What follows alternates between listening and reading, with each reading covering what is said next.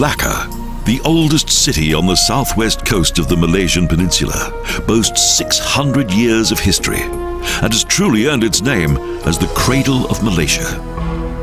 Once a center of maritime trade, a gateway to the world.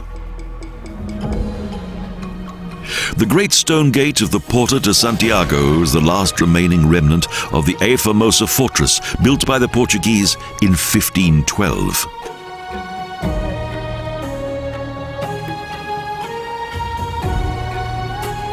The Portuguese conquered this city of trade under the command of Alfonso de Albuquerque and remained there for 130 years and introduced their own culture.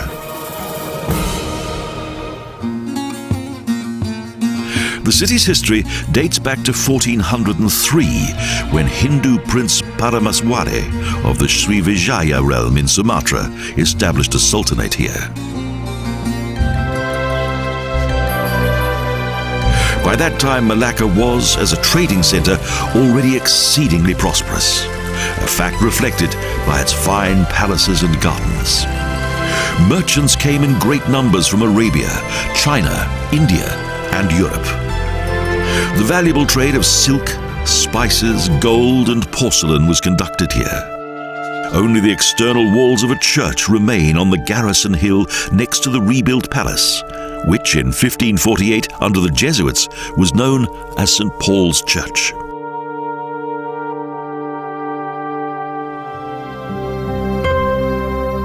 The tomb that is situated within the ruins of the church and the memorial in front of it dates back to the holy Francisco Xavier, one of the co-founders of the Jesuit order.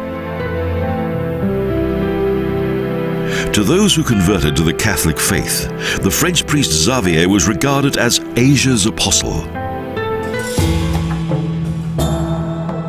In 1641, the Dutch followed the Portuguese and for 154 years conducted their rule from the Stadhuis in Malacca.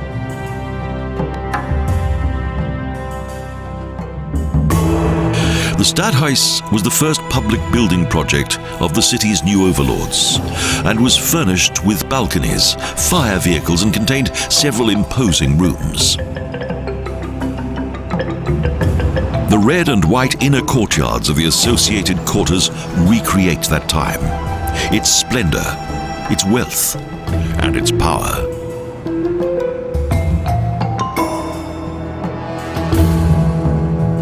Today, the Stadhuis contains the city's museum.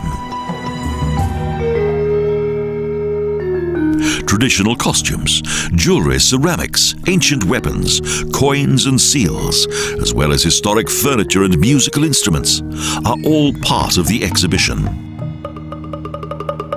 Various periods of history are depicted in original paintings and documents.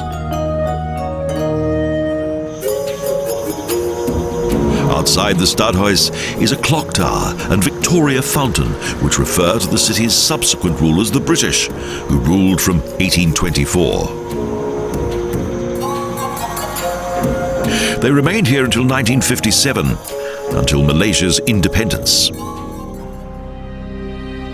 Red Square is enclosed within the grounds of the Christ Church. It's a structure of typical Dutch colonial architecture, although it's emblazoned in British red.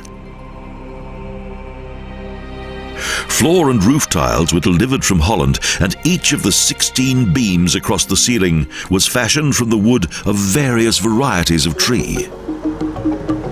The roads in the vicinity of the next church are characteristic of British rule, and here too everything was painted in red. But the neo-Gothic building known as the Church of the Holy Francis Xavier still remains in its original white.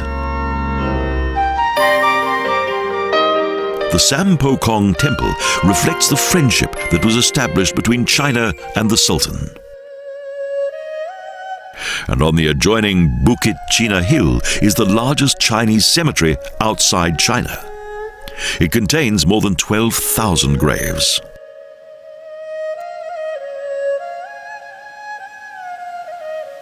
A Chinese princess was once lady to the Sultan, and from that time the Chinese population grew rapidly. Many wed secretly. So a new mixed cultural group evolved, the Peranakan. The tiny Malacca River wound its way through the city. Or put it another way, the city evolved along the river from which its wealth was derived.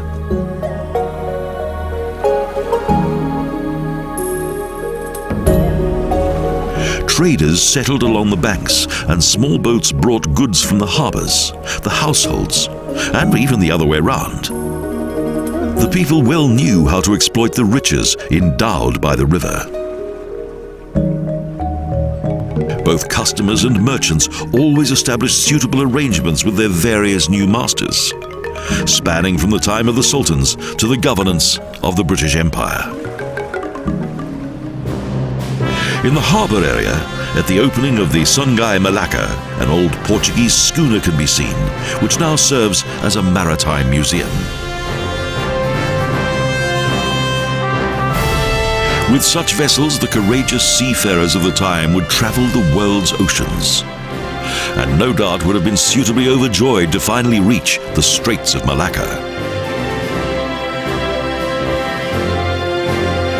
And so to deliver the precious treasures of the Orient, which were so coveted in Middle Europe, and in due course were to bring rich rewards to the merchants.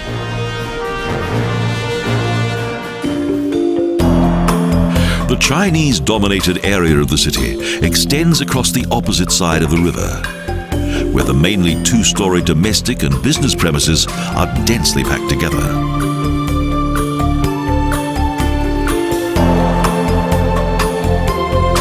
Because the taxes were based upon the height and width of the buildings, they were narrow. So houses and gardens, often up to 100 meters long, sprung up behind them.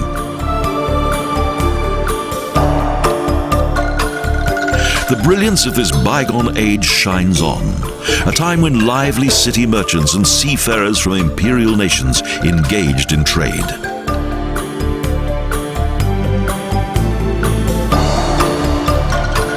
While in the narrow alleys of the harbour district at the mouth of the river, silk, brocade, spices, gold, silver, pearls, opium, and slaves were traded. And the rickshaws were pulled on foot.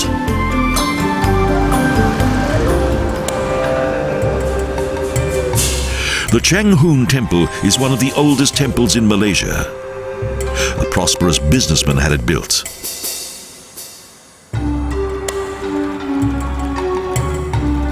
Each of the building materials for this complex was imported from China in 1646.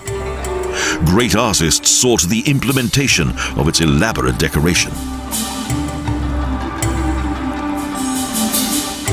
The main altar is consecrated to the gods of mercy, and there's a secondary altar that commemorates the kings of heaven, the patron saints of fishermen and seafarers. Here, a rule of peaceful coexistence between religions still abides. Nearby is the Kampung Kling Mosque, which is of ancient Sumatran design.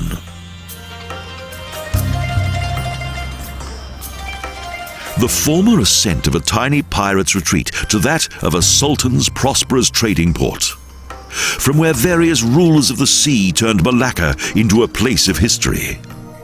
It has truly become the cradle of Malaysia.